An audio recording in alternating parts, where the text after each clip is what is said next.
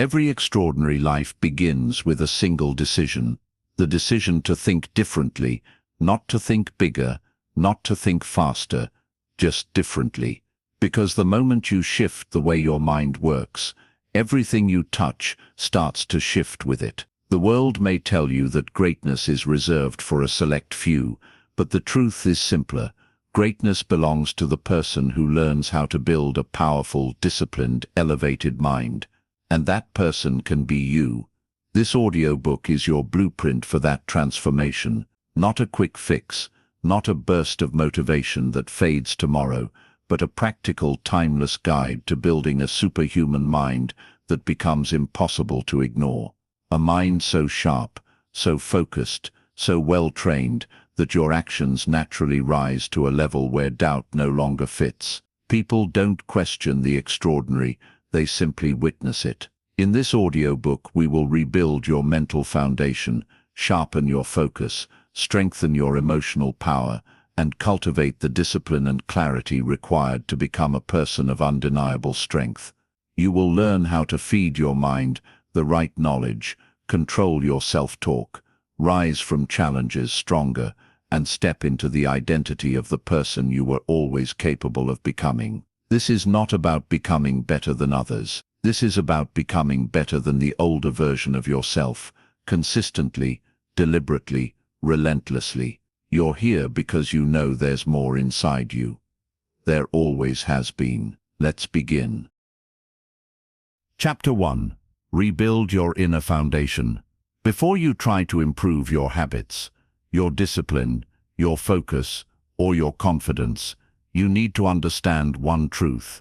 None of it lasts if the foundation beneath it is cracked. Most people try to build a powerful life on top of a weak inner structure, and then they wonder why everything collapses the moment pressure shows up. But you're here for something greater. You want a superhuman mind, a mind that doesn't break when life gets heavy, a mind that stands firm when others fold. And that begins with rebuilding what you believe about yourself. Let's be honest, your inner foundation isn't built from your talents or your environment. It's built from the story you tell yourself every single day, and that story shapes your identity. If the story is weak, the identity is weak. If the story is powerful, the identity becomes unstoppable. So the first step is simple.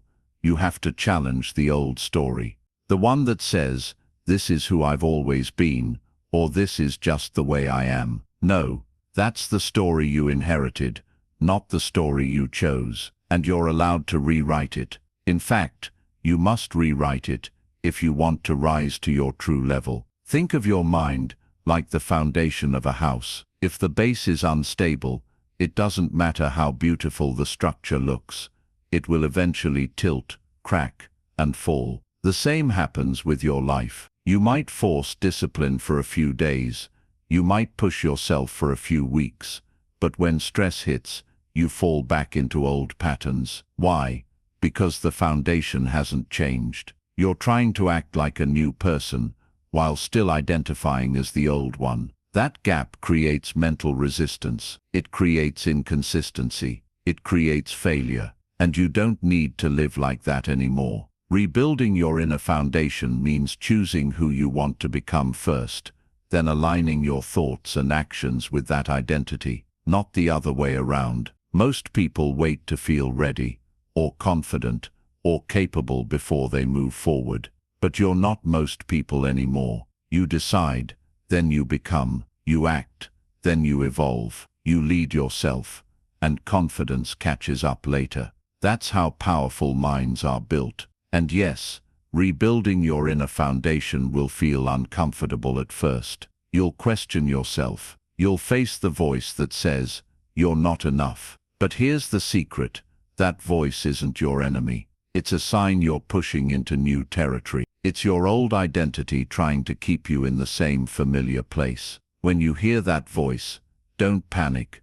Recognize it. Smile at it. Then keep moving. Because the moment you stop letting that voice decide your life, everything shifts. You rebuild your foundation every time you choose growth over comfort. Every time you keep a promise to yourself. every time you take one more step, when you feel like quitting. These moments, small as they seem, are the bricks that create a new identity. And when enough of those bricks stack up, something incredible happens. You start to trust yourself, and that trust becomes power, a deep, unshakable power. So today I want you to make one decision. Decide who you will become, not someday, not when circumstances improve, but now. Decide the standard you will live by. Decide the story you will accept. Decide the identity that matches the life you truly want. Because once the foundation is rebuilt, once the inside becomes strong, the outside has no choice but to follow. This is where your transformation really begins, not with habits, not with motivation, but with a new foundation that says, I am becoming extraordinary. And from this moment forward, everything you build will stand, because it's built on truth, strength, and intention. Chapter 2. Train your mind like an athlete trains the body. If you truly want a superhuman mind, you have to treat your mind the same way an elite athlete treats their body, with intention, discipline, and deliberate training. Not once in a while, not only when you feel motivated, every day. Consistent training is what separates the average from the extraordinary. And here's the part most people forget. Your mind responds to training even faster than your muscles do. It gets sharper with challenges. It gets stronger with repetition. It expands when you push its limits. But you must train it on purpose, not by accident. Think about an athlete for a moment. They don't show up to practice only when life feels easy. They don't quit because the workout is uncomfortable. They don't build their plan based on emotion. They follow a structure. They warm up, stretch, strengthen, condition, recover, and repeat. Not because they enjoy every moment, but because they know the routine creates the result. That's exactly how you need to treat your mind. You need a routine, a discipline, a structure, not rigid, but consistent. Not exhausting, but intentional. When you train your mind daily, you start to build mental stamina. Just like your body gets tired after physical effort, your mind gets tired after prolonged focus, difficult decisions, emotional challenges, or high-pressure situations. But here's the difference between you and everyone else. While most people let their mind collapse, when it feels tired, you will train yours to stay steady, stay clear, and stay in control, even when the pressure rises. That's what makes a person mentally unbeatable. So how do you train your mind, like an athlete trains the body? You start with small, simple daily challenges, activities that stretch your thinking, tasks that improve your focus, situations that push you just slightly beyond your comfort zone. It doesn't have to be dramatic. It just has to be consistent. Read a few pages of a powerful book every morning. Sit in silence for 5 minutes and practice controlling your attention. Yes, just 5 minutes. Do a task every day that feels a little uncomfortable, something that forces your brain to adapt and respond. Little things matter. They build mental strength layer by layer. Then you add deliberate difficulty, not stress for the sake of stress, challenge for the sake of growth. Just like muscles need resistance, your mind needs obstacles. You grow mentally when you solve problems instead of avoiding them. You grow when you take responsibility instead of running from it. You grow when you deal with pressure instead of breaking under it. Every challenge becomes a mental workout. Every setback becomes a training session. Every tough moment becomes a chance to strengthen the most powerful tool you have, your mind. And here's something important. Athletes don't only train hard, they train smart. They rest, they recover, they fuel their body with the right things. Your mind needs the same care. Rest is part of the training. Silence is part of the training. Unplugging, reflecting, and giving yourself space to think, that's all part of the process. A tired mind cannot perform well. And forcing yourself to push without rest creates burnout, not brilliance. So allow your mind to breathe. Let it recharge so it can come back stronger. Training your mind also requires repetition. You don't become mentally disciplined by doing something once. You become disciplined by doing it over and over, until it becomes your new default. That's how mental habits are formed.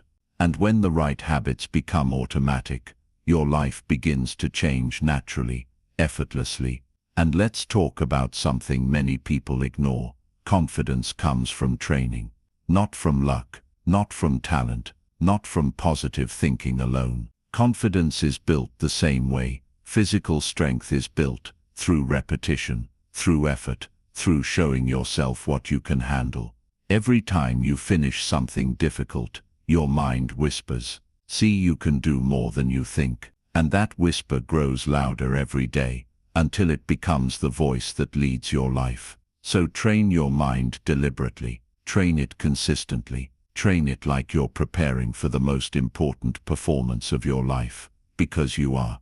Your life is the performance. Your decisions, your discipline, your focus, your resilience. These are your victories. These are your achievements.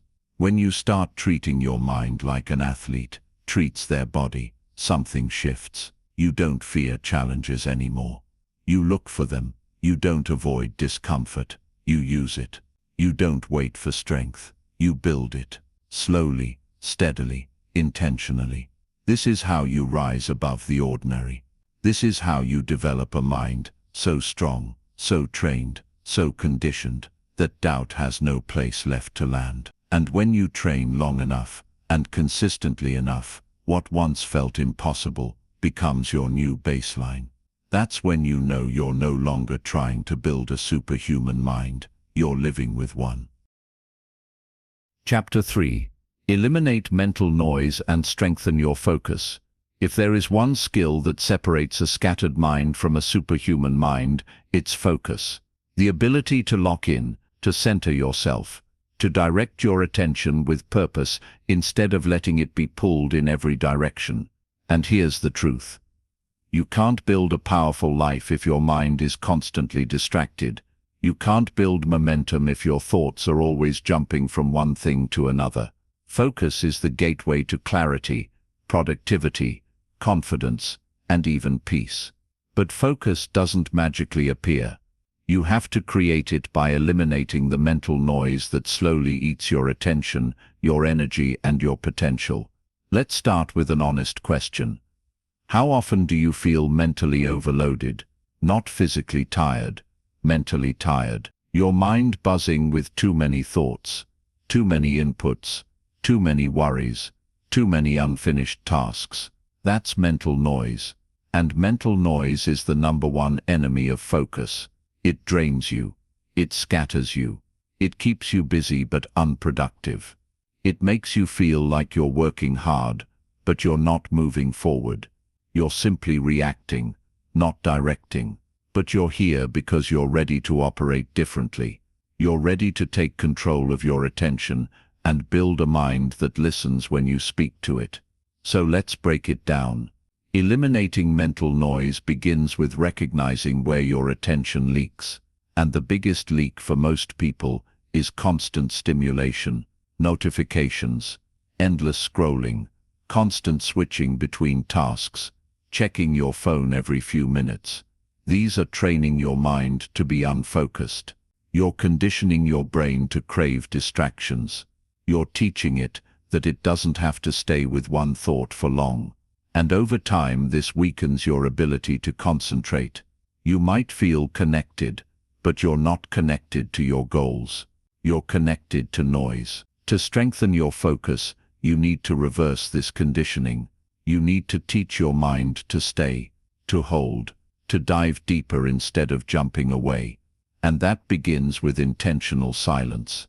Not hours of silence, just a few minutes each day where you sit without stimulation. No phone, no talking, no noise, just breathing, just being. At first it'll feel uncomfortable because your mind is used to chaos, but stay with it. That discomfort is actually your brain detoxing. It's shedding the noise. Silence isn't just the absence of sound. It is the vacuum that pulls clarity in. Next, simplify your mental environment. Most people carry too many open loops, unfinished tasks, unresolved decisions, unorganized thoughts. Every open loop consumes a piece of your mental space, and when you have too many, focus becomes nearly impossible. The solution: do a mental reset. Write down everything that's cluttering your mind. Get it out of your head and onto paper. When you externalize the noise, your mind can breathe again. You don't have to solve everything immediately. You just need to remove the weight of carrying it all. Another powerful way to eliminate mental noise: do one thing at a time, not two, not five. 1. Multitasking is a lie. Your brain can't handle two complex tasks at the same time. All it does is switch rapidly between them, burning energy, lowering focus, and reducing the quality of your thinking. When you choose one task and give it your full attention, something incredible happens. Your mind becomes sharper. You enter a flow state. You feel present, and you finish what you start. That alone will transform your life. Let's talk about something else: your inner dialogue. Your self-talk can either be mental noise or mental clarity. If your inner voice constantly jumps between fears, what-ifs, comparisons, and past mistakes, how can you expect to focus? You can't. So begin training your inner voice.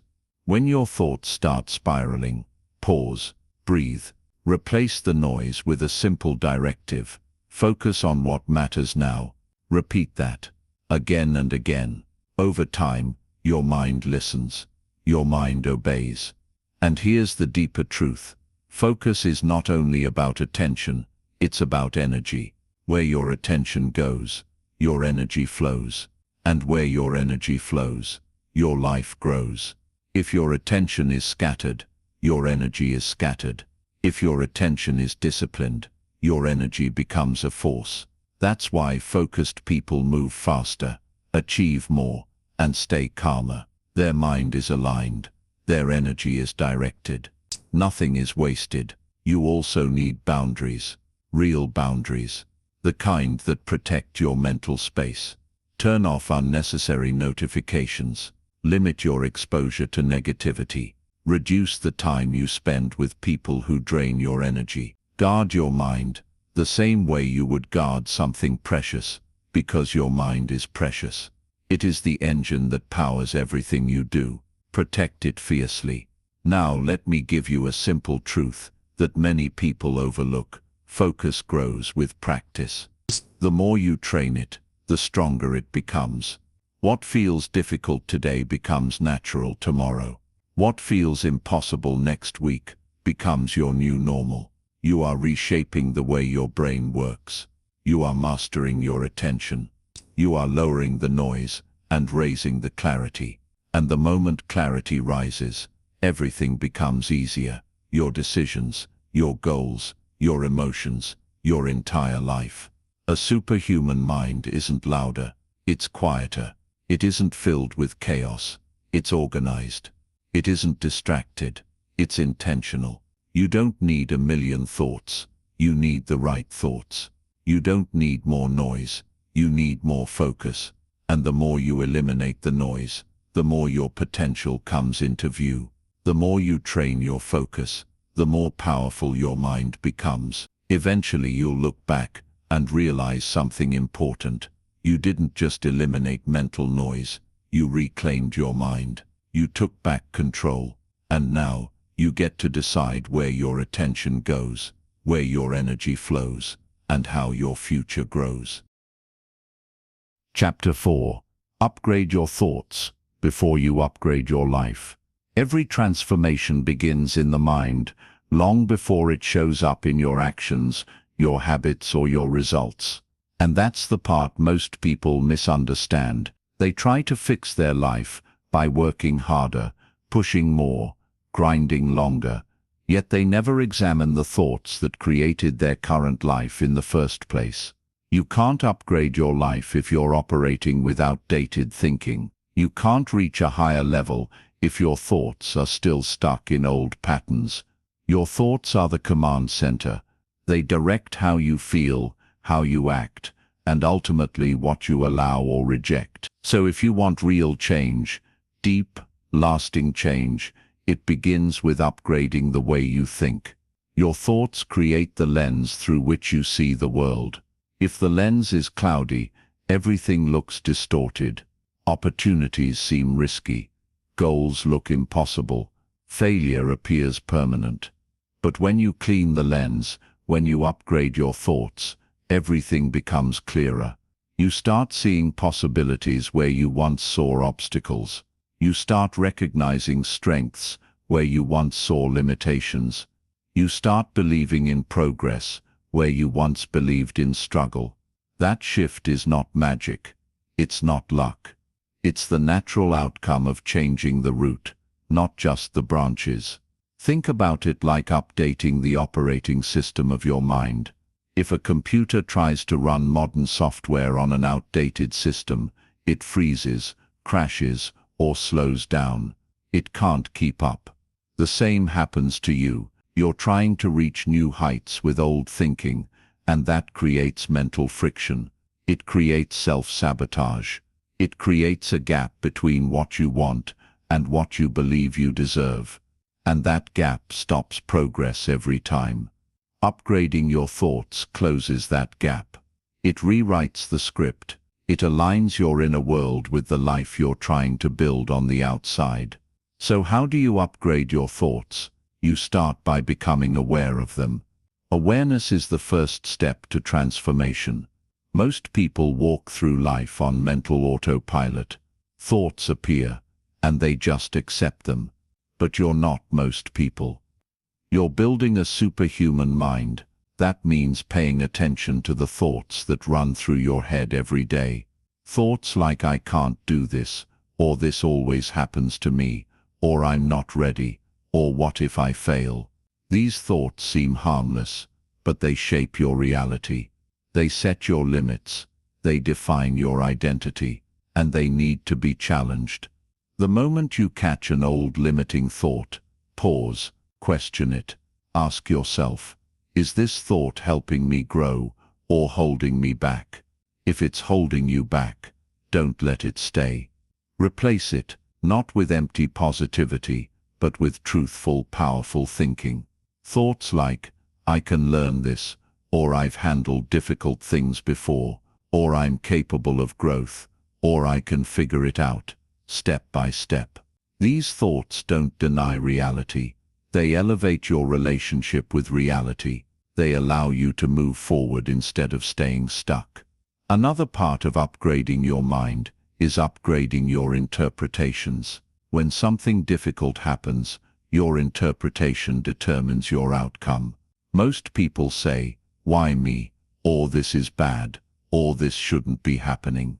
But people with upgraded thoughts ask, what is this teaching me? Or how is this shaping me? Or what can I extract from this experience? Same situation, different interpretation, completely different path. Challenges become training. Setbacks become foundation stones. Problems become lessons.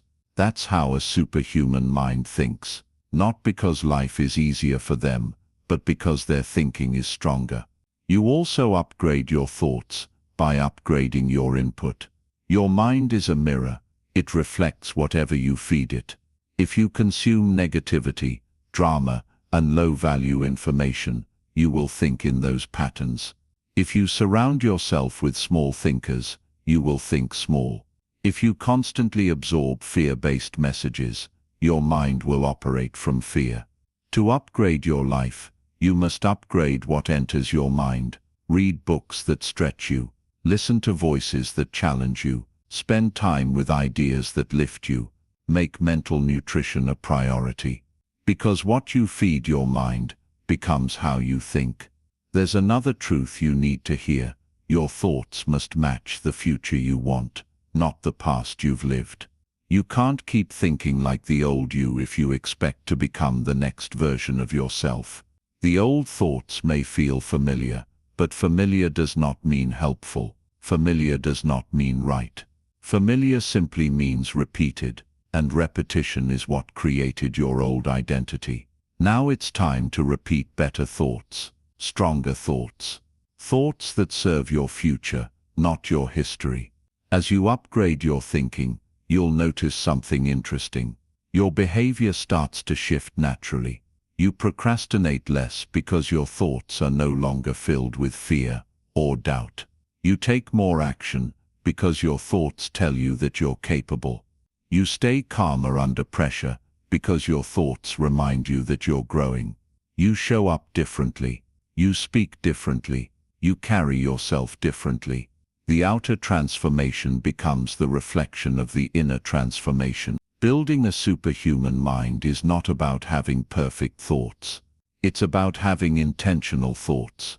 It's about choosing thoughts that match your goals instead of letting old habits run the show. And the more you practice this, the more automatic it becomes. Slowly, steadily, deliberately, your mind evolves. And when your mind evolves, your life follows. Every time.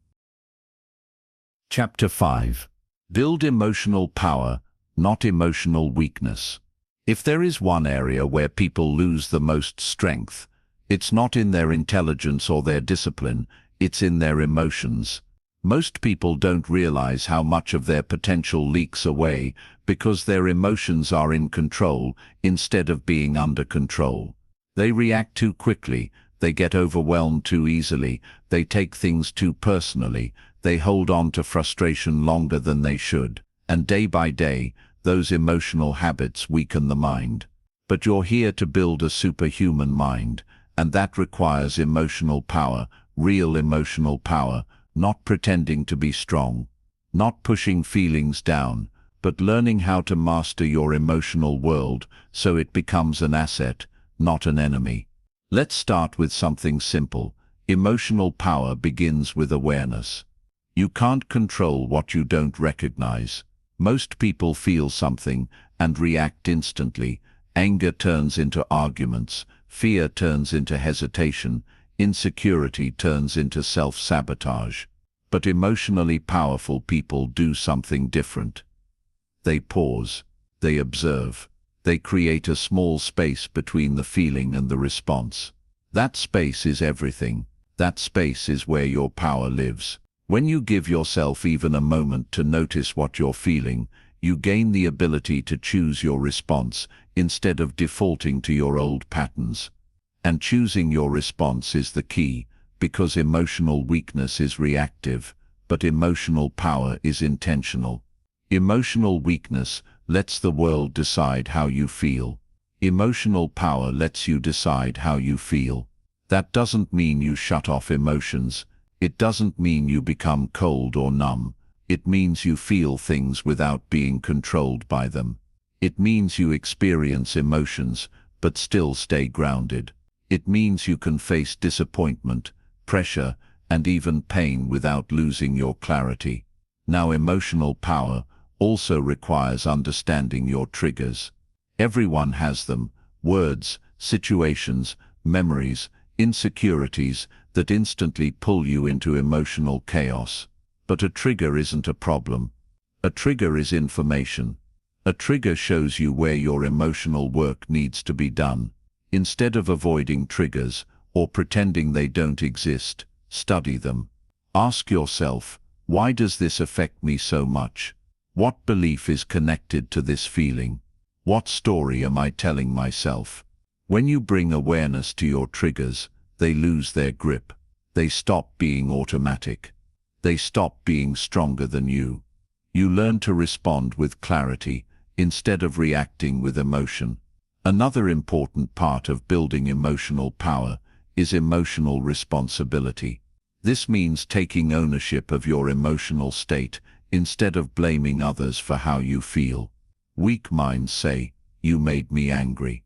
Strong minds say, "I felt anger, and I chose how to respond." Weak minds say, "They stressed me out." Strong minds say, "I felt stress, and I managed it." Weak minds wait for the world to behave perfectly so they can feel okay. Strong minds create stability within themselves. Emotional responsibility doesn't mean other people can't affect you, it means they don't control you. That shift changes everything. It gives you freedom. It gives you strength. It gives you the emotional independence you need to rise to the next version of yourself. Let's talk about another part of emotional power, learning to sit with discomfort. Most emotional weakness comes from avoiding uncomfortable feelings, fear, sadness, frustration, uncertainty. But when you avoid discomfort, you strengthen it. When you avoid a feeling, it grows. It follows you. It shapes your decisions. However, when you face discomfort, when you breathe through it, stay present with it, and allow yourself to feel without running, you become stronger. You train your mind to handle emotional weight the same way you train your muscles to handle physical weight. You lift it, you hold it, you grow from it. Emotional strength is also built by choosing perspective, because emotion is often a response to interpretation, not reality. Two people can face the same situation and feel completely different emotions because their interpretations are different. One sees rejection, the other sees redirection. One sees failure, the other sees feedback. One sees loss, the other sees a lesson. When you control the story, you attach to a situation, you control the emotional experience that follows. And that skill, choosing a helpful perspective, can change your entire life. And let's be clear, emotional power doesn't mean you never break down. It doesn't mean you never struggle or feel overwhelmed. Emotional power means you don't stay broken, you don't stay stuck. You don't let temporary feelings create permanent decisions. You acknowledge the emotion, you breathe through it, and you rise above it. A superhuman mind isn't built by avoiding emotions, but by mastering them. It's built by stabilizing yourself when the world feels unstable. It's built by responding with clarity when chaos tries to pull you in. It's built by being grounded, steady, and intentional, even when your feelings are loud. You're capable of emotional power. You're capable of controlling your reactions. You're capable of feeling deeply without being overwhelmed. And every time you practice emotional awareness, emotional responsibility, emotional patience, and emotional courage, you strengthen the part of you that nothing can shake. That is emotional power, and that is part of building the mind you're creating right now. Chapter 6. Develop the courage to think independently. One of the most powerful shifts you can ever make is learning to think for yourself. Not just think privately, not just think quietly, but think independently, courageously, without needing the world's approval to validate your thoughts. Most people never do this. They follow the crowd, they repeat opinions, they adopt beliefs they never questioned. They move with the majority because it feels safe. But safety is not strength. Safety is not growth. Safety is not freedom. If you want a superhuman mind, you must be willing to stand alone in your thinking long before your results prove you right. Independent thinking is not easy. It requires courage, real courage, because the moment you think differently, you risk being misunderstood. You risk being judged. You risk stepping outside the comfort of agreement. And that's where most people freeze. They silence themselves. They shrink. They choose comfort over truth. But understand this clearly. Every extraordinary life is built on the back of unpopular decisions, unconventional thoughts, and the willingness to trust your own mind, even when nobody else sees what you see. Thinking independently starts with questioning your assumptions. Not everything you grew up believing is true. Not every opinion you absorbed is accurate. Not every fact you've carried is based on reality. Your mind is full of beliefs that were handed to you by your environment, your culture, your family, your past experiences. But those beliefs were formed without your permission. Now you get to decide what stays and what doesn't. You get to decide what aligns with the person you're becoming. That's the first step of independence, intentional thinking, instead of inherited thinking. Another part of independent thinking is learning to trust your inner voice. You have instincts for a reason. You have insights for a reason. You have the ability to sense direction, opportunity, and danger before the world catches up. But if you're constantly drowning in noise, other people's opinions, online debates, social pressure, you'll never hear your own voice clearly. And if you never hear your own voice, you'll end up living someone else's life. Independent thinkers don't ignore advice, but they don't depend on it either. They gather information, but they form their own conclusions. They listen, but they decide for themselves. And let's be very clear, independent thinking does not mean isolating yourself. It doesn't mean rejecting every idea that isn't yours. It means evaluating ideas instead of absorbing them unconsciously. It means using your own judgment, not outsourcing it. Independent thinkers are open-minded, but self-directed. They learn from everyone, but follow no one blindly. To strengthen this skill, you must practice asking better questions. Great thinkers don't just accept what they see, they dig deeper. They ask, why? What else? Is this really true? Does this make sense for me? What evidence supports this? What's the long-term consequence? Questions open the mind. Questions reveal truth. Questions separate the thinker from the follower. The world is filled with people who want to be told what to think. A superhuman mind refuses that. It chooses curiosity over obedience. It chooses depth over convenience. Independent thinking also requires emotional strength. Why? Because thinking differently often triggers resistance from others. People may question you. Some may disagree. Some may mock or criticize. Not because you're wrong, but because your independence exposes their dependence. Most people prefer conformity because it saves them from accountability. When you break away from that, you remind them of the freedom they're afraid to claim. And sometimes, they respond with discomfort or pushback. That's why courage is essential. You must be willing to continue thinking for yourself, even when others don't understand.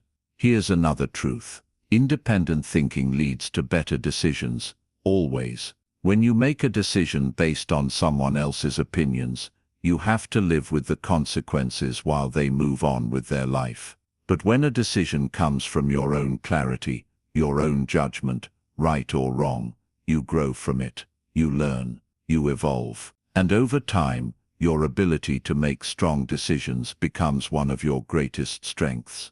Confidence comes from seeing your own judgment work in the real world. One powerful way to practice independent thinking is to spend time alone with your ideas. No distractions, no external voices, just you and your thoughts. When you think without influence, you start to understand what you truly believe, what matters to you, and what direction feels right. Solitude is not loneliness. Solitude is mental freedom. It's where your deepest ideas surface. It's where clarity lives. Independent thinking also means being okay with being early. Sometimes you will see things before others do. You will believe in yourself before others believe in you. You will sense opportunities that others overlook. That's the nature of independent thought.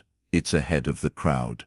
And most people can't imagine what they haven't seen yet. But your job isn't to convince them. Your job is to trust your mind enough to walk the path before the results appear. That's courage. That's leadership. That's how extraordinary lives are built. You have the ability to think independently. You have the courage to question, to choose, to decide, to trust your own reasoning. And the more you lean into this, the stronger your mind becomes. You stop following, you start leading, yourself first, your life second, and eventually others too. Independent thinking is not just a skill, it's a doorway. And once you step through it, your entire world begins to expand. Chapter 7. Turn discipline into your superpower. If there is one trait that will change everything for you, your habits, your confidence, your identity, your results, it's discipline. Discipline is the bridge between who you are now and who you know you can become. And despite what many people think, discipline is not about punishment, it's not about suffering, it's not about forcing yourself into misery. Discipline is simply this: the ability to do what needs to be done even when you don't feel like it. That's all. And because most people only act when they feel motivated, discipline becomes a superpower, a truly rare advantage. But here's a truth you need to hear clearly. Discipline isn't something you just have. Discipline is something you build. It grows through repetition, through choices, through consistency. And the more you practice it, the easier it becomes. The more you strengthen it, the more you realize discipline isn't restrictive. It's liberating. It frees you from the chaos of inconsistency. It frees you from the prison of excuses. It frees you from the limits of your old self. Let's start with the biggest misconception.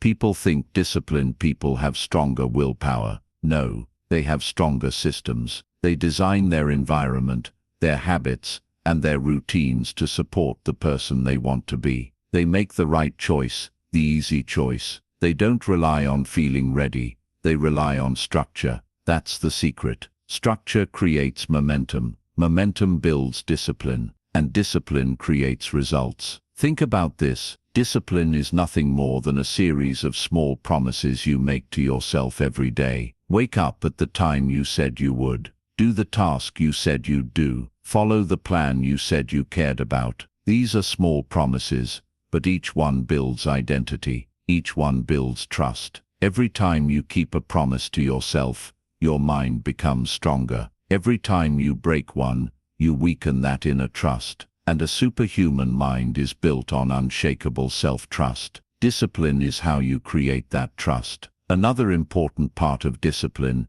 is removing the idea that you need to be perfect. Perfection destroys discipline, because the moment you slip, you feel like you've failed. And when you feel like you've failed, you quit. Discipline is not perfection. Discipline is consistency. It's choosing to get back on track every time you fall. No shame, no guilt, no drama. Just return to the path. The ability to restart quickly is far more important than the ability to stay perfect. You also need to understand the emotional side of discipline. Most of the resistance you feel isn't physical, it's mental. The mind says, I don't want to. The mind says, do it tomorrow. The mind says, you're tired. And because the mind looks for comfort first, we learn to negotiate with ourselves. But negotiation is the enemy of discipline. So here's a powerful rule. When you decide something, do it without reopening the negotiation. Remove the debate. Remove the back and forth. When you say you'll do it,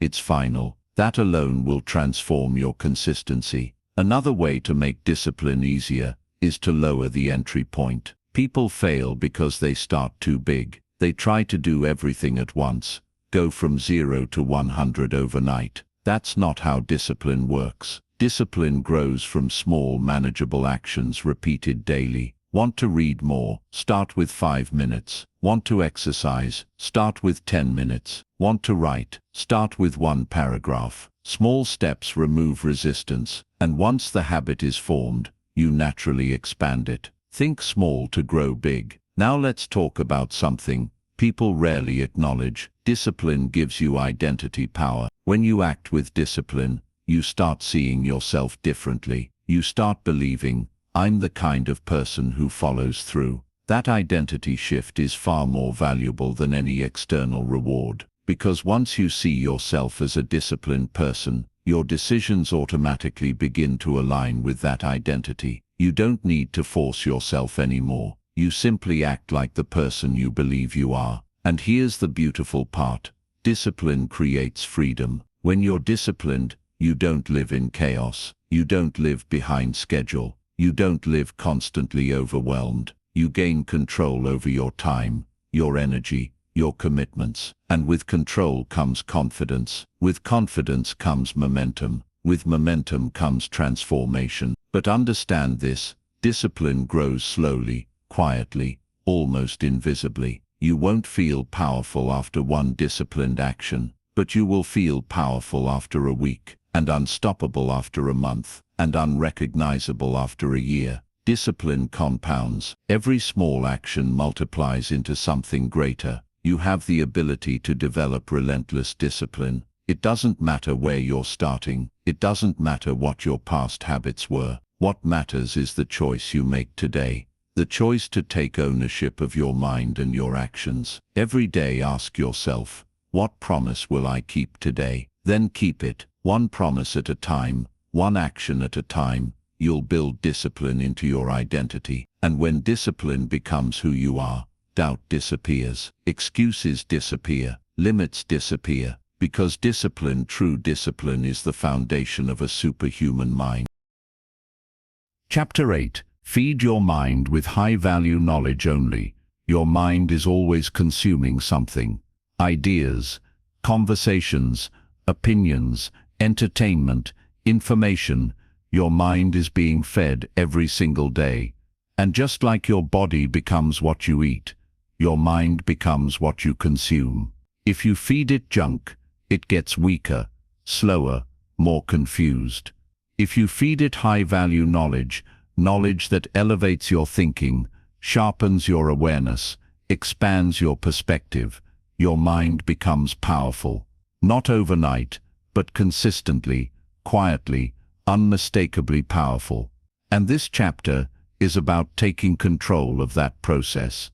Let's start with something simple. Your mind is your most valuable asset, not your job, not your skills, not your opportunities. Your mind, because your mind is the source of everything you create, everything you overcome, and everything you become. But most people protect their phones more carefully than they protect their mind. They let anything and everything enter their mental space: gossip, negativity, fear-based news, pointless arguments, shallow entertainment. And then they wonder why they feel mentally exhausted, unfocused, unmotivated. Your mind cannot thrive on low-quality input. It needs quality. It needs depth. It needs nourishment. And here's the truth. High-value knowledge is not loud. It doesn't chase you. It doesn't scream for your attention. It's quiet. It's intentional. It requires effort to seek out. And that's why most people never access it. They settle for whatever is easiest to consume. But you're building a superhuman mind, and a superhuman mind requires a different type of input. Not noise, not distraction, not mental sugar. It requires knowledge that challenges you and grows you. One of the most powerful ways to upgrade your mental diet is through books. Books contain the condensed wisdom of lifetimes. They expose you to ideas you may never encounter in your everyday environment. They sharpen your thinking. They improve your vocabulary. They expand your inner world. Reading is not just information. Reading is mental training. Even 10 minutes a day can reshape the way you think. And when you choose high-quality books, books on psychology, philosophy, discipline, self-improvement, leadership, mindset, you're feeding your mind with ideas that strengthen your identity. Another powerful input is meaningful conversation. The people you talk to every day influence your thoughts more than you realize. If you surround yourself with small thinkers, you will think small. If you surround yourself with negative people, your mind absorbs negativity. If you surround yourself with people who gossip, complain, or quit easily, their habits will slowly become yours. But when you surround yourself with people who challenge you, who think deeply, who encourage growth, who see possibilities, your mind expands, your standards rise, your awareness sharpens. And it's not about finding perfect people, it's about engaging in conversations that stimulate your mind instead of draining it. Even one conversation with someone who thinks differently can open doors in your mind that you didn't know existed. Another part of feeding your mind with high-value knowledge is filtering your digital consumption. In today's world, The internet can either elevate you or destroy your focus. If you don't control it, it will control you. You must become intentional about what you watch, what you follow, what you read online. Ask yourself, is this helping me grow or keeping me distracted? Is this feeding my potential or wasting my attention? Is this building my mind or weakening it? Those questions alone will help you eliminate half the mental clutter you deal with daily. Remember, high-value knowledge is not always instantly entertaining. Growth rarely is. Sometimes you'll need to sit with a concept until it clicks. Sometimes you'll need to reread something. Sometimes you'll need to slow down and think deeply. That's how real learning happens, not in rush, not in noise, but in deliberate, thoughtful reflection. Another important point, feeding your mind isn't just about information, it's also about inspiration. Inspiration wakes up parts of your mind that logic can't reach. It reconnects you with your purpose. It sparks creativity. It reminds you why you're trying to grow in the first place. Whether it's a powerful speech, a well-crafted audiobook, a meaningful quote, or a story of resilience, high-value inspiration strengthens your mindset and keeps you fueled on the journey. But let's be clear, none of this matters if you don't create space in your mind for new knowledge. You can't fill a cup that's already overflowing, so you must remove the mental junk first. Limit the noise, reduce the distractions, cut the useless input. When you create space, high-value knowledge can enter and stay. And here's the beautiful part. The more you feed your mind high-quality input, the less your mind tolerates low-quality input. The more you learn, the more you crave learning. The more you grow, the more growth becomes your default. Over time, your mental taste changes. Shallow information no longer satisfies you. You hunger for depth, clarity, wisdom, and that shift alone is a sign of a rising mind. Imagine what your life would look like if your mind was fed consistently with ideas that made you stronger, wiser, calmer, more strategic, more aware. Imagine how much more confidently you would make decisions. Imagine how much more clearly you would think. Imagine how much more powerful your identity would become. Feeding your mind with high-value knowledge is not a hobby, it is a lifestyle. It is the foundation of personal evolution. And if you commit to it, even for a few minutes each day, your mind will transform quietly, steadily, profoundly, and that transformation will shape every part of your life. Chapter 9. Think in decades, not days. One of the greatest unlocks for building a superhuman mind is learning to stretch your thinking beyond the moment you're in. Most people think in days.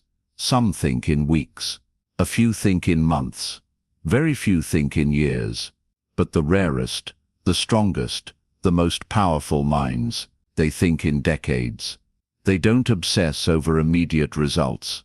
They don't panic when something takes longer than expected. They understand that meaningful growth takes time, real time, and they build their life with patience, purpose, and long-view strategy. When you think in decades, something shifts inside you.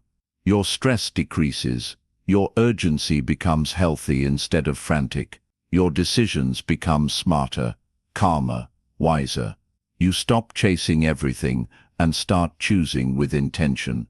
You stop comparing your timeline to someone else's because you understand that you're building something lasting, not something quick. Thinking long-term gives you freedom, the freedom to grow at a natural pace, the freedom to improve without pressure, the freedom to stay consistent long after motivation fades. Let's talk about why short-term thinking is so dangerous. When you focus only on immediate results, you become reactive. You get discouraged easily. You quit too soon. You bounce from idea to idea because nothing feels fast enough. You start believing something is wrong with you simply because the results aren't instant. But nothing great is instant. Skills aren't instant. Mastery isn't instant. Confidence isn't instant. A strong identity is not instant. These things require repetition, endurance, patience. And when you embrace long-term thinking, you finally give yourself permission to grow the way humans are supposed to grow, step by step, layer by layer. Think about a tree for a moment. It doesn't grow tall in a single season. It takes years, quiet years, slow years, of root building before the growth becomes visible. If you judged the tree in its first months, you'd think nothing was happening, but everything was happening. Just not where you could see it. You too have roots. You're building inner strength, inner clarity, inner power, long before the world can see the results. And thinking in decades reminds you that the invisible work is just as important as the visible success. Now here's where this mindset becomes even more powerful. When you think long-term, your standards rise. You no longer settle for shortcuts, because shortcuts don't last 10 years. You don't waste your time on distractions because distractions don't matter in 10 years. You stop caring about temporary applause because temporary applause doesn't build a legacy. You start investing in habits, relationships, skills, and decisions that your future self will thank you for. One of the biggest benefits of thinking in decades is emotional stability. When something goes wrong, you don't panic. You don't collapse. You simply say, "This is part of the process." You see setbacks as small events in a much larger story. You see mistakes as lessons, not failures. You see slow seasons as preparation, not punishment. Long-term thinking turns emotional turbulence into emotional clarity, and this mindset also transforms your discipline. When you know you're building something for the next 10 years, every small action becomes meaningful. A single workout, a single book chapter, a single hour of focus, it no longer feels insignificant. It becomes a brick in a much bigger structure. You start to appreciate consistency instead of intensity. You stop rushing, you stop forcing, you start building with stability. Thinking in decades also protects you from the pressure of comparison. When you focus on your long-term journey, you stop looking sideways. You stop comparing your chapter 3 to someone else's chapter 20. You understand that everyone grows at a different speed, and speed isn't the goal. Direction is, trajectory is, progress is. So how do you install this long-term mindset? You start by asking yourself long-term questions. Questions like, what kind of person do I want to be in 10 years? What habits do I want my future self to depend on? What identity am I building? What skills will still matter a decade from now? These questions shift your focus away from temporary discomfort and toward meaningful growth. Then you align your daily actions with those long-term answers. Small steps, repeated consistently, aimed in the right direction. That's long-term thinking in action.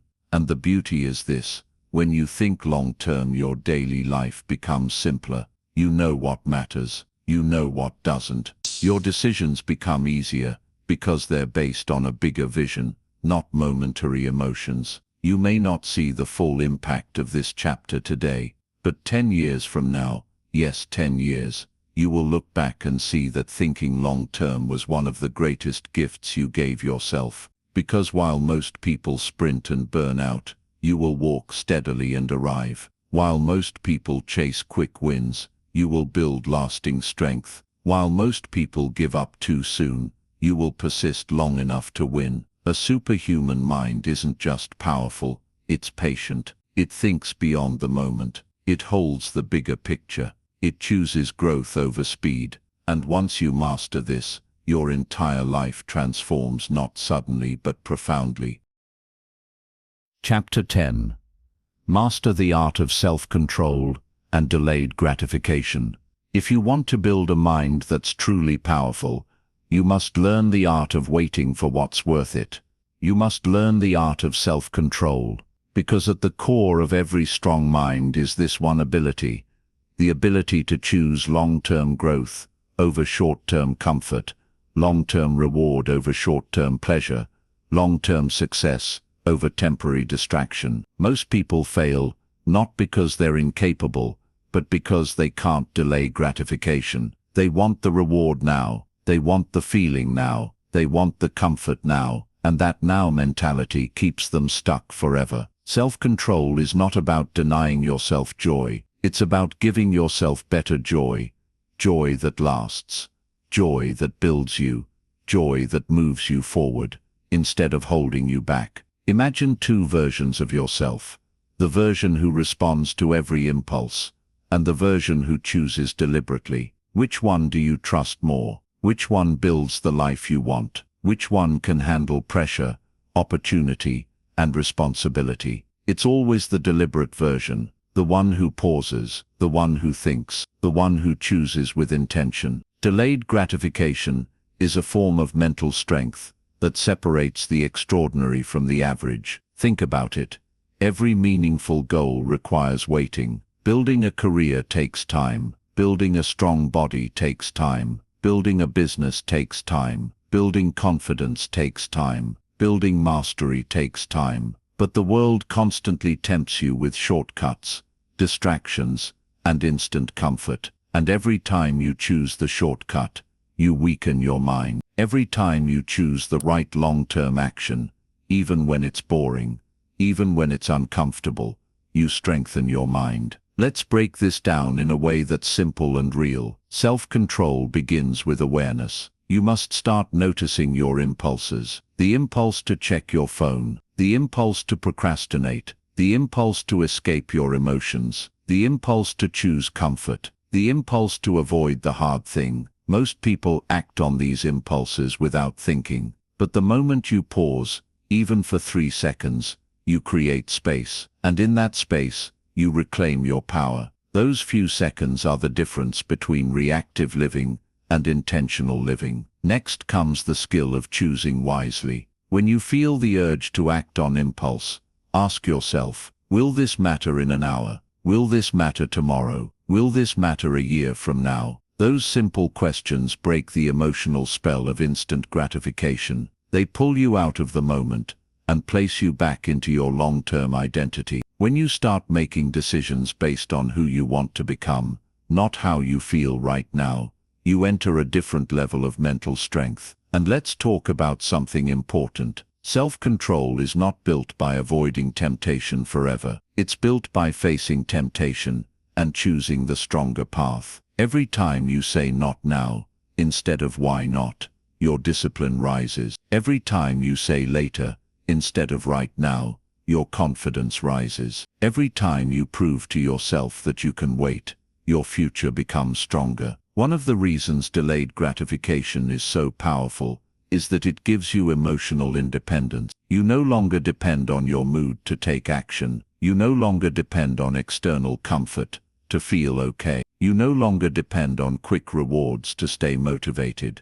You become the source of your own stability, and that stability becomes your advantage. Because when others quit, you continue. When others fall apart under pressure, you stay steady. When others choose pleasure over progress, you choose purpose. Self-control also builds something else, self-respect. You feel stronger when you keep your word to yourself. You feel more capable when you choose long-term over short-term. You feel more grounded when you don't let impulses run your life. Self-respect is one of the greatest gifts you can ever give to yourself, and self-control is how you earn it. Let's make this practical. Start with small acts of delayed gratification. Skip the unnecessary scrolling. Finish your task before relaxing. Do the harder thing first. Hold your attention for a little longer. Resist the urge to quit when things get uncomfortable. These small acts compound. These small acts create identity.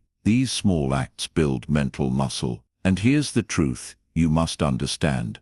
Your future is shaped by the moments when you choose what's right, instead of what's easy. It's shaped by the moments when you hold yourself steady, while your emotions pull in another direction. It's shaped by the moments when you delay comfort in exchange for growth. A superhuman mind doesn't avoid desire, it guides it. A superhuman mind doesn't suppress emotion, it stabilizes it. A superhuman mind doesn't chase instant gratification, it creates long-term fulfillment. And the more you practice self-control, the more natural it becomes. Eventually you won't have to force it. You'll simply be the person who makes strong decisions. You'll simply be the person who can wait. You'll simply be the person who doesn't break under temptation. And that identity, that strength is what elevates you far above the ordinary. This is the art of self-control. This is the power of delayed gratification, and it will shape not just your mind, but your entire life.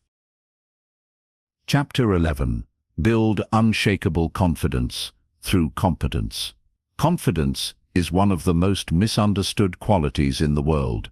People think confidence is about hype, about talking big, about pretending to be fearless. But real confidence, the kind that lasts, the kind that carries you through pressure, challenges, and uncertainty, has nothing to do with pretending. Real confidence comes from competence, from skill, from proof, from knowing you can rely on yourself because you've earned the right to trust who you are. If you want unshakable confidence, you have to build it from the inside out, not the outside in. You can't rely on compliments, approval, or admiration, because the same people who praise you today may doubt you tomorrow. The same world that lifts you up can tear you down. But competence is yours forever. No one can take away what you've practiced, what you've mastered, what you've proven to yourself again and again. Think about the moments in your life when you felt genuinely confident, not excited, not hopeful, but genuinely confident. Those moments came from one thing: knowing you could handle the situation. That knowing wasn't emotional, it wasn't verbal, it was built from experience. When you've done something 100 times, fear doesn't win. When you've practiced until the mistakes fall away, doubt quiets down. Confidence isn't magic. Confidence is repetition. And that's why competence is the foundation. If you want to feel strong, become skilled. If you want to feel capable, build ability. If you want to trust yourself, give yourself reasons to trust yourself. Confidence that depends on emotion will collapse. But confidence that depends on competence, that stays with you for life. Now, competence doesn't require perfection. It doesn't require you to be the best in the world. It simply requires you to commit. Commit to getting better. Commit to showing up. Commit to improving even when nobody notices. The people with the highest confidence are usually the people who quietly trained behind the scenes when everyone else wasn't paying attention. Let's break this down into something simple and practical. Confidence grows through 3 stages: learning, practicing, and applying. First, you learn the basics, the principles, the foundation. You gather knowledge, you study, you observe. That's important, but it's not enough. Many people stay stuck here, thinking learning equals confidence, but true confidence doesn't appear in the learning stage. It appears in the next stage: practicing. Practicing means repetition. Practicing means mistakes. Practicing means trying, failing, adjusting, trying again. Practicing is where you build the muscle memory, mental and physical, that forms the backbone of confidence. And yes, it's uncomfortable. Yes, it's slow. Yes, it requires patience. But the more you practice, the more competence you create, and competence becomes certainty. Then comes the 3rd stage, applying. Application is where your confidence becomes visible. It's when you use what you've learned, when you step into real situations, when you take action instead of overthinking, and each time you apply your skill, you confirm your ability. You reinforce your identity as someone who can handle it. Application closes the loop between effort and self-belief. Another important part of building competence-driven confidence is embracing feedback. Not all feedback is comfortable, but the right feedback is fuel. It shows you where to adjust. It shows you where to grow. It sharpens your awareness. Confident people aren't afraid of critique, because their ego doesn't depend on being perfect. They depend on getting better. And that humility is part of what makes them strong. Here's something you might not have realized. Confidence grows much faster when you focus on one thing at a time. Most people try to be good at everything and end up good at nothing. But when you choose one skill, one habit, one area to improve, and you put focused energy into it, you grow faster. Fast growth builds faster competence. Faster competence builds faster confidence. Simplicity is strength. You also build confidence by keeping promises to yourself. When you say you'll do something and actually do it, you reinforce self-trust. When you say you'll practice, and then you practice, your mind starts to believe you. When you follow through, even on small commitments, you strengthen your identity, and identity-driven confidence is the strongest form of confidence there is. Let's talk about comparison for a moment. Comparison destroys confidence, not because others are better, but because comparison distracts you from your own progress. Confidence comes from measuring yourself against who you were yesterday, not who someone else is today. If you're improving, you're winning. If you're learning, you're winning. If you're practicing, you're winning. Competence grows quietly, and so does confidence. And here's the final truth you must internalize. Confident people aren't confident because life is easy. They're confident because they've built the ability to face whatever comes. Confidence doesn't remove difficulty. Confidence equips you to handle difficulty. Competence doesn't eliminate fear. Competence allows you to move forward with the fear, because deep down, you know you've prepared. A superhuman mind doesn't rely on hype. It doesn't rely on luck. It doesn't rely on external validation. It relies on competence, earned proof. Real confidence is built, not wished for. It grows one repetition at a time, one practice session at a time, one courageous step at a time. And the more you build it, the more unshakable you become. Chapter 12. Learn to use silence, observation, and strategy.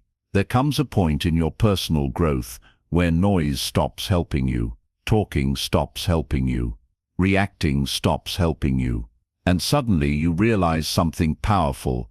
The strongest people in the room are rarely the loudest. The most intelligent minds are rarely the ones speaking the most. The people with the greatest advantage, the people who seem to always make the right move at the right time, are often the ones who mastered three quiet skills: silence, observation, and strategy. These three skills don't make noise. They don't demand attention. They don't seek validation. But they will elevate your thinking in ways most people will never experience. Because silence gives you clarity, observation gives you insight, and strategy gives you direction. And together, they turn your mind into a place where decisions are made with intention, not impulse. Let's start with silence. Silence is uncomfortable for many people because silence forces them to face their thoughts. It forces them to confront their fears, their insecurities, their desires, their truth. But the moment you get comfortable with silence, it becomes one of your greatest sources of strength. Silence gives you space to think. Silence gives you space to process. Silence gives you space to separate your real feelings from your emotional reactions. If your mind is always filled with noise, other people's opinions, constant distractions, endless stimulation, you will never hear your own voice clearly. When you practice silence intentionally, even for a few minutes a day, you sharpen your inner world. You become more grounded. You become more deliberate. You develop a level of mental clarity that most people never taste because they never stop long enough to reach it. Silence is not empty. Silence is full of answers. Now let's talk about observation. Observation is the art of seeing what others miss. The art of listening when others rush to speak. The art of reading patterns, behaviors, intentions, and environments. Observation is not passive. Observation is active awareness. And awareness is a superpower. When you observe closely, You pick up details others ignore. You understand people better, not because they tell you who they are, but because you notice how they behave. You understand situations better, not because someone explains them, but because you see the underlying dynamics. You understand yourself better, not because you analyze endlessly, but because you watch your thoughts, your reactions, your habits. People reveal everything if you know how to pay attention: the way they speak, the way they move, the way they treat others, the way they handle stress, the way they respond to pressure. Most people miss these signals because they're too busy talking or thinking about what they want to say next. But you're building a stronger mind, and a strong mind learns to observe before acting. Observation also protects you. It helps you avoid unnecessary mistakes. It helps you see red flags early. It helps you understand timing, when to move, when to wait, when to speak, when to stay silent. Much of success is timing, and much of timing comes from awareness. Now let's bring in the third piece: strategy. Strategy is what separates random action from meaningful action. Strategy is what turns effort into progress. Strategy is what makes your decisions intelligent instead of emotional. A strategic thinker doesn't ask, "What do I feel like doing?" They ask, "What is the smartest thing to do?" They don't move based on impulse. They move based on intention. They don't act just to be active. They act to be effective. Strategy requires reflection. Strategy requires thinking ahead. Strategy requires understanding consequences before they arrive. And strategy becomes powerful when paired with silence and observation. Silence gives you clarity. Observation gives you information. Strategy gives you direction. Imagine yourself walking into a situation, any situation, with these three tools. You speak less, so you reveal less. You observe more, so you learn more. You strategize quietly, so your actions become calculated instead of chaotic. You become unpredictable, not because you're mysterious, but because you're intentional. And people can't predict someone who doesn't follow impulse. Let me tell you something many people never understand. Silence is not weakness. Observation is not passivity. Strategy is not manipulation. These are forms of intelligence. These are forms of self-control. These are forms of mental strength. You don't always need to prove yourself. You don't always need to respond. You don't always need to react. Sometimes the strongest move is the one you don't make. Sometimes the smartest thing you can say is nothing. Sometimes the greatest power is in waiting, watching, and understanding. When you master these three quiet skills, your confidence grows naturally. You become less reactive, less stressed, less overwhelmed. You think before you move, which means you rarely regret your decisions. You hold your power instead of giving it away through impulsive reactions. You become someone who moves calmly, speaks intentionally, and chooses wisely. These skills don't make you loud, they make you effective. They don't make you noticeable, they make you impactful. And over time you'll notice something: people begin to respect your presence. Not because you dominate, but because you carry clarity. They trust your decisions, they sense your stability. They feel your awareness, and they know you don't move without purpose. This is what silence, observation, and strategy do for you. They turn your mind into a quiet force, a force that moves with intention, sees with clarity, and acts with precision. Chapter 13. Make your mind anti-fragile. Life will not always go the way you expect. You will face pressure, setbacks, disappointments, and unexpected challenges. That's guaranteed. But the real question, the question that shapes your entire future, is this: do you break under pressure, or do you get stronger because of it? Most people crumble. They lose confidence. They lose direction. They let the weight of life weaken them. But a superhuman mind does something different. It becomes anti-fragile. It becomes stronger through difficulty, sharper through resistance, wiser through adversity. Anti-fragile doesn't mean tough. It doesn't mean unaffected. It means you grow from the things that should break you. You become better, not bitter. You become wiser, not wounded. You become more capable, not more fearful. Pressure doesn't damage you, it develops you. Let's start with something simple but often overlooked. You don't grow during the easy times. You enjoy the easy times, but you grow during the difficult ones. Strength is built when things are heavy. Confidence is built when things are uncertain. Wisdom is built when things are confusing. Resilience is built when things are painful. The moments that challenge you the most are the moments with the most potential to shape you, but only if you choose to respond with strength instead of surrender. To build an anti-fragile mind, you must first reframe how you see difficulty. Instead of saying, "Why is this happening to me?" ask, "What is this preparing me for?" That one shift changes everything. Suddenly, the setback becomes training. The challenge becomes education. The pressure becomes sharpening. When you see life this way, you stop feeling cursed and start feeling prepared.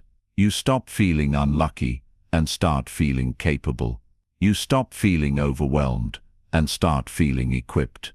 Another key to becoming anti-fragile is embracing small, controlled discomfort. When you avoid all discomfort, small problems feel huge. Minor challenges feel overwhelming, and life feels dangerous.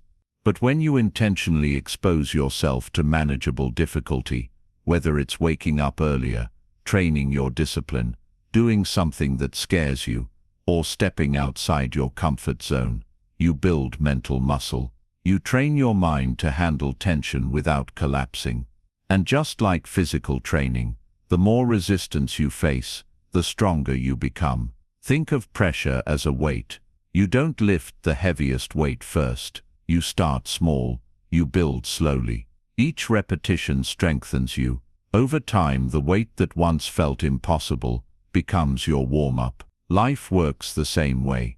Every challenge you face is shaping your capacity. Every difficulty is adding something to you. Every struggle is expanding what your mind can hold. An anti-fragile mind also knows how to remain calm under tension.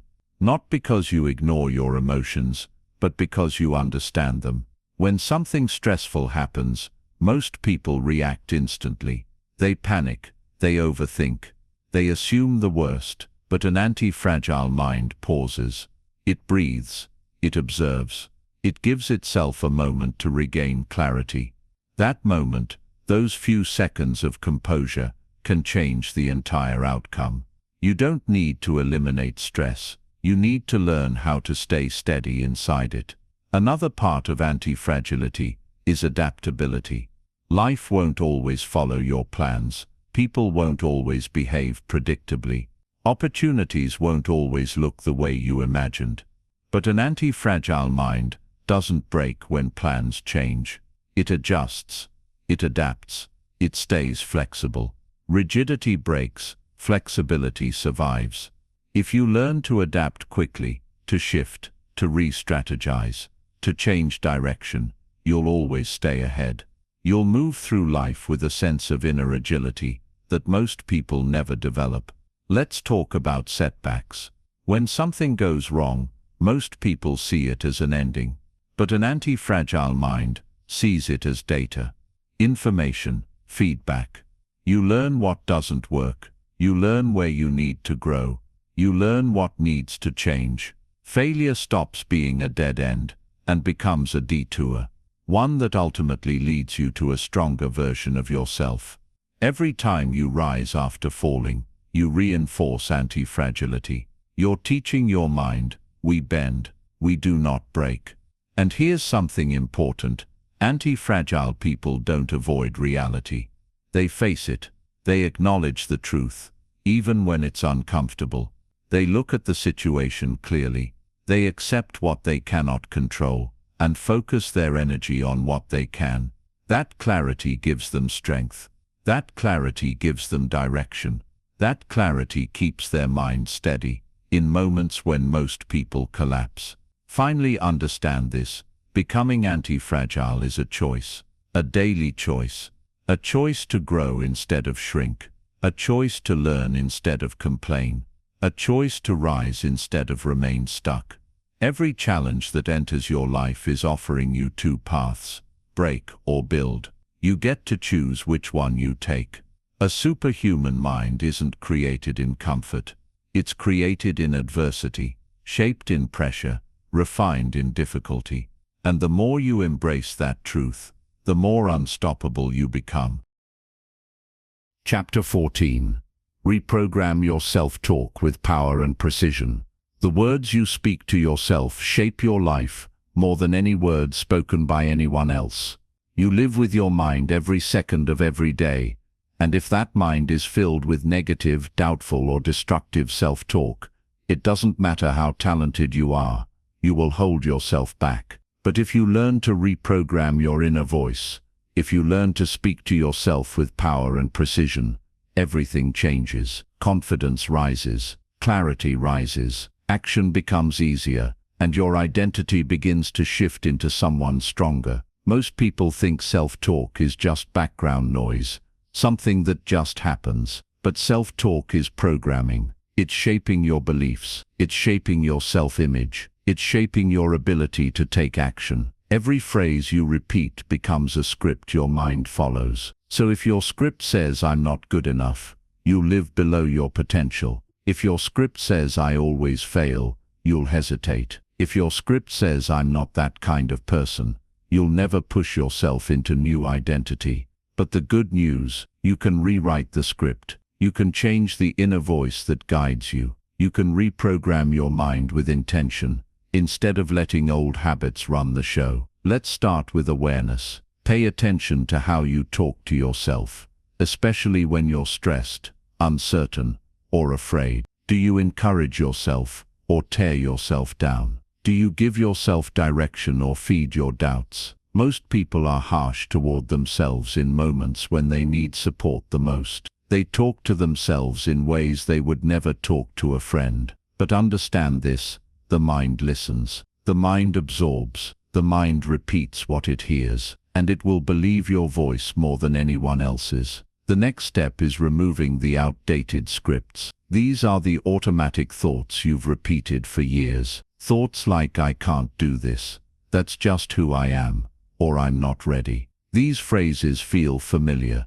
but familiar doesn't mean true. Familiar simply means repeated, and repetition is what gives self-talk power. So when you catch yourself using these old scripts, interrupt them, pause, replace them. Replacement is one of the most effective forms of reprogramming. Not empty positivity, not pretending everything is perfect, but truthful, empowering language. Instead of "I can't do this," try, "I can learn this." Instead of "I always mess up," try, "I'm improving every day." Instead of "I'm not ready," try, "I will grow into this." These aren't fantasies, they're choices.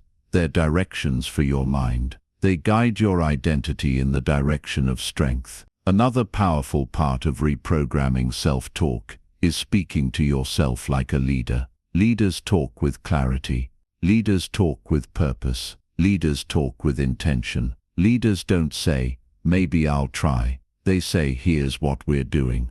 When you adopt that tone with yourself, you shift from uncertainty to authority. You stop negotiating with yourself. You stop hesitating. You start directing your own mind the same way a powerful mentor would direct you. Tone matters. Language matters. Identity matters. Instead of telling yourself, "I hope I can stay disciplined," tell yourself, "I am a disciplined person." The moment you change the identity in your language, your actions begin to align with it. Your self-talk becomes the blueprint your mind follows. And identity-based self-talk is far more powerful than outcome-based self-talk. Another important element of self-talk is how you speak to yourself during failure. This is where most people become their own enemy. When they fail, they attack themselves. They exaggerate the mistake. They turn a single moment into a story of unworthiness. But powerful minds do something completely different. When they fail, they coach themselves. They analyze, they adjust, and they move forward. They say, "Here's what I learned," or "Here's how I'll improve next time." They don't shame themselves, they strengthen themselves. And because of that, mistakes become stepping stones instead of self-inflicted wounds. Reprogramming your self-talk also requires consistency. Saying a strong phrase once won't change anything, but repeating it daily, repeating it during resistance, repeating it during fear, that reshapes your brain. Your mind literally rewires itself through repetition. The more consistently you speak to yourself with clarity and power, the more your identity evolves. That's why affirmations work for some people and not for others. It's not the words, it's the repetition, the belief, and the emotion behind the words. And here's the final piece. Your self-talk must match your future, not your past. The voice that got you here cannot take you where you want to go. You must speak like the person you are becoming. You must speak like someone capable, disciplined, calm, focused, and powerful. When your self-talk aligns with your highest self, your habits, decisions, and behaviors naturally follow. Your inner voice is not just commentary, it's direction, it's guidance, it's instruction. And when you master it, when you reprogram it with intention, you build a mind that supports you instead of sabotaging you. You create a mental environment where strength grows naturally, and you become someone who thinks, speaks, and acts from a place of power. Chapter 15. Step into the identity of the person you want to become. There comes a moment in every transformation where you must stop preparing to become the person you want to be and actually become them. Not pretend, not imagine. Step into them, own them, live as them. Because identity is the final doorway. Everything you've been learning, building, and practicing throughout this journey leads to one thing: a new you, a stronger you, a bolder you, a more disciplined, more focused, more powerful version of yourself. But you cannot reach that version by staying attached to who you used to be. You must step into the identity of the person you want to become. Most people never do this. They change their habits, but not their identity. They change their goals, but not the way they see themselves. And because of that, they stay stuck in old patterns. You can't create a new life with an old identity. If you still see yourself as inconsistent, you will continue to act inconsistently. If you still see yourself as average, you will continue to make average decisions. If you still see yourself as someone who struggles, you will subconsciously recreate struggle. Your identity is the blueprint that your mind follows. Change the blueprint, and you change the entire structure of your life. So how do you step into a new identity? You begin by defining it clearly. Who do you want to be? Not in vague inspirational phrases. Define it with clarity. What habits does your best self live by? How do they carry themselves? How do they think? How do they make decisions? How do they talk to themselves? How do they approach challenges? When you can picture this person clearly, you give your mind a target, a direction to grow toward. Then comes the most important part. Act like that person now, not someday, now, even if you don't fully feel like them yet. Identity is built through action. Confidence is built through repetition. Belief is built through experience. When you act like the person you want to become, your mind starts to catch up. Your brain begins to adjust. You begin to identify with the person you're acting like. And slowly those actions turn into habits. Those habits turn into traits. Those traits turn into identity. And one day, you wake up and realize you became the person you were stepping into. But understand this, stepping into a new identity requires leaving behind the old one, and that can be uncomfortable. Your old habits will pull at you. Your old thoughts will challenge you. Your old insecurities will try to keep you where you've always been. Not because you're incapable, but because the mind prefers familiarity over growth. You must be willing to outgrow your old self. You must be willing to disappoint your old patterns. You must be willing to break the loyalty you've built to your past identity. Identity also requires consistency. You can't step into a new version of yourself for one day and expect permanent change. You must live this identity daily. You must practice it until it becomes natural. Think of identity like clothing. You wear it until it fits you perfectly, until it feels like second skin. The more you live like your future self, the more your present self dissolves. Let's talk about something many people don't realize. Your environment plays a huge role in identity. If your environment constantly reminds you of who you used to be, it will be harder to become who you want to be. You may need to shift your surroundings. You may need to spend time with people who reflect your future, not your past. You may need to clean up your space, upgrade your habits, and distance yourself from influences that reinforce the identity you're trying to leave behind. You can't grow into your next version if you're always standing in the shadow of your previous one. Another powerful part of identity building is language. The words you use to describe yourself matter.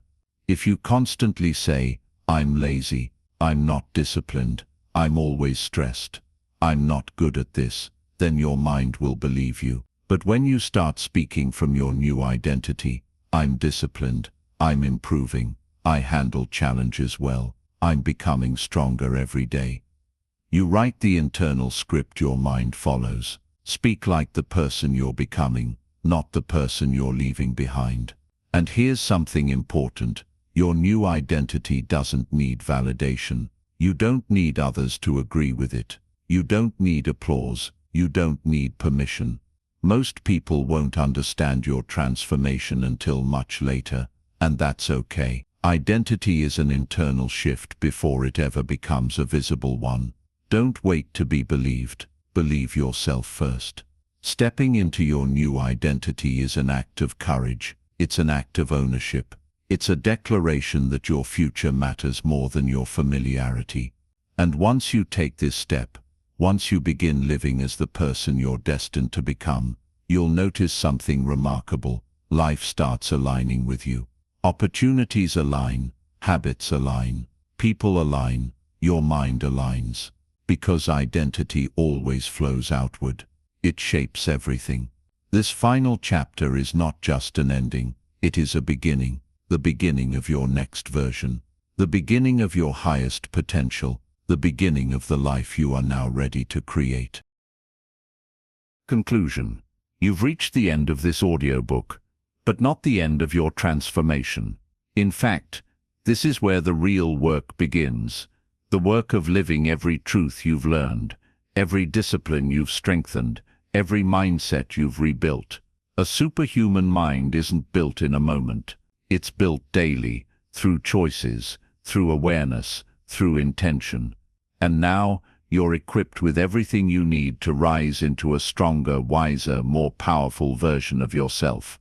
You've learned how to rebuild your inner foundation, how to train your mind with purpose, how to eliminate mental noise, how to upgrade your thinking, how to strengthen your emotional power, how to think independently, how to cultivate discipline, how to feed your mind high-quality input, how to take the long view, how to master self-control, how to build real confidence, how to use silence and strategy, how to become anti-fragile, how to reprogram your self-talk, and finally, how to step into the identity of the person you want to become. These are not just ideas. These are tools. These are mental weapons. These are the principles that separate a reactive life from a deliberate one, and as you move forward, you will face moments where it's easier to slip back into old patterns. That's normal. That's human. But every time you choose the stronger path, even in small ways, you reinforce the identity you're building. A powerful mind doesn't emerge through perfection. It emerges through consistency. Remember this: you are not becoming a new person by accident. You are becoming a new person by design. You are not hoping for change. You are creating it. You are not waiting for strength. You are training it. And this journey doesn't end when the audiobook ends. It continues every morning you wake up with discipline. Every time you pause to think before reacting. Every time you silence distractions. Every time you push through discomfort. Every time you choose growth over ease. A superhuman mind isn't a fantasy. It's a lifestyle. It's a commitment to think deeper, act wiser, and stand stronger than the world expects you to. It's a commitment to elevate your standards, your habits, your decisions, your identity. And with every step you take, you prove to yourself that you are capable of far more than you realized. So as you walk forward, carry this truth with you. The world may doubt you at first, but when your actions become consistent, when your mindset becomes sharp, when your identity becomes grounded, doubt fades. It disappears. Because extraordinary people don't need to convince anyone. Their presence speaks for them. Their growth speaks for them. Their results speak for them. Your journey toward becoming extraordinary has already started, and now, the next chapter of your life is yours to shape, deliberately, courageously, powerfully.